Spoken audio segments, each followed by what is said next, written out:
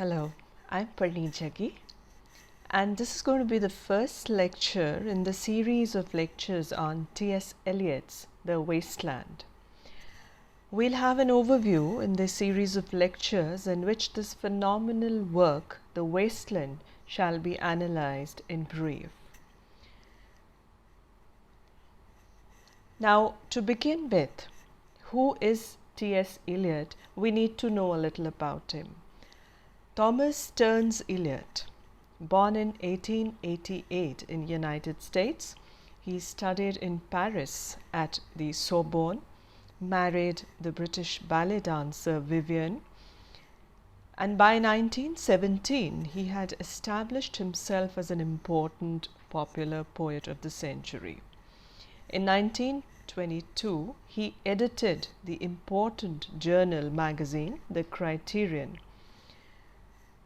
and he had by now established himself as a poet, a critic, and an editor. In 1925, he became the director for the publishers Faber and Faber, and in 1927 he acquired British citizenship and he converted to Anglicanism. Then for the next 30 years, he was to be considered as the most dominant voice and figure in English poetry and literary criticism in the entire English-speaking world. In 1948, he received the esteemed Nobel Prize for Literature, and in 1965, he died in London. Now, here, of course, we cannot talk about the entire works that he wrote, but we shall mention briefly the most important works of Eliot. We have the poem Prufrock and the entire collection Prufrock and Other Observations.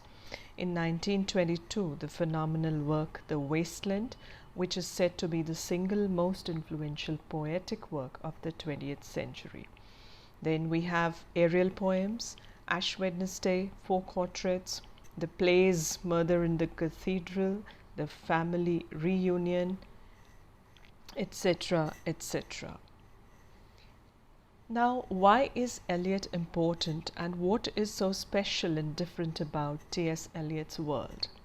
Actually, when we look at his poetry or drama closely, we find that he presents a sharp contrast of his own civilization with the 19th century world. Now, the modern civilization or the contemporary times of T.S. Eliot showed a chaotic setup, while on the contrary, 19th century world, where we have the Victorian civilization in England, that was ordered. Then he finds a lot of futility and instability in his 20th century look of the world. While in the 19th century literature and civilization, it was more meaningful, more stable. Similarly, we find him pessimistic towards life and the world, and there was a huge contribution of the atmosphere around him and the two world wars that had taken place. Of course, one had taken place and the second was still on the way. So he had become pessimistic and the entire atmosphere of the world was now pessimistic in contrast to the optimism of the 19th century world. Then there was a sudden loss of faith because of the advancement in science, technology, and leading to the world war and the negativity all around that was prevalent throughout the world. There was loss of faith and collapse of moral values in contrast to the morality, the values, and the faith that was rampant in the 19th century Victorian era. Now, the most troublesome issue with Eliot, which is found in the whole of his poetry, is a confused sense of identity, which is a peculiar symptom of the modern man. This was again in sharp contrast with a clear sense of identity found in the 19th century world.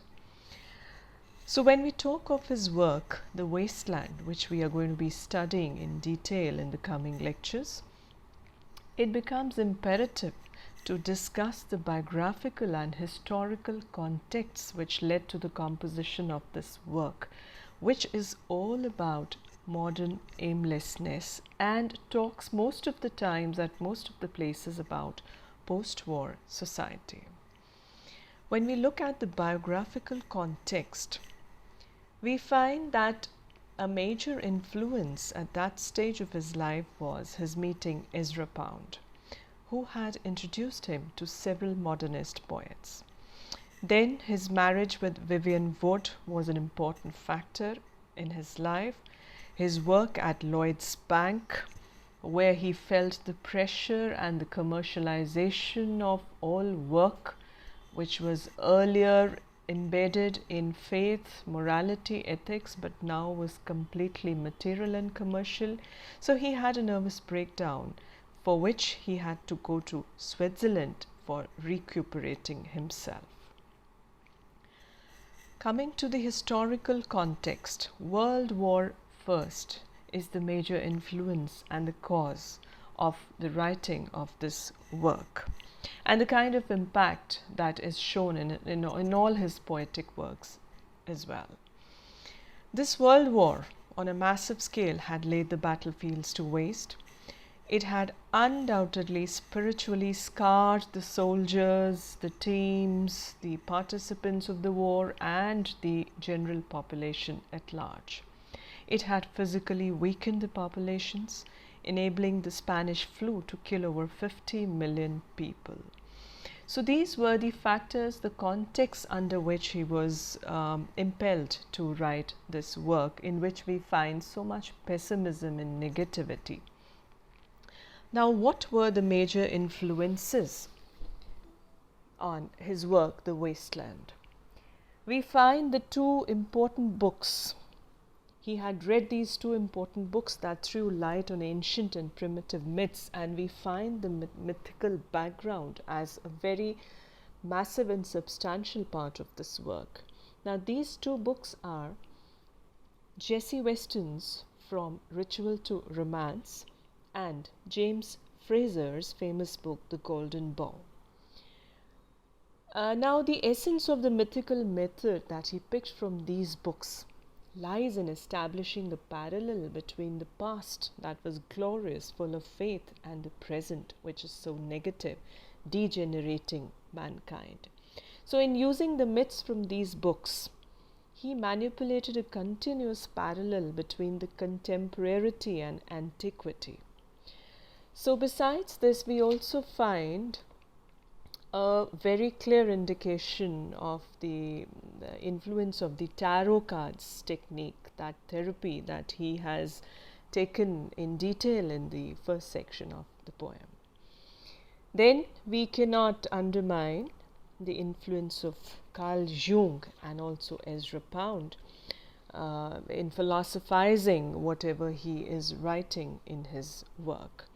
Especially when we talk of Ezra Pound, when Eliot went to England soon after the outbreak of the First World War, he met Ezra Pound. And this meeting actually brought him into the contact with literary circles of London.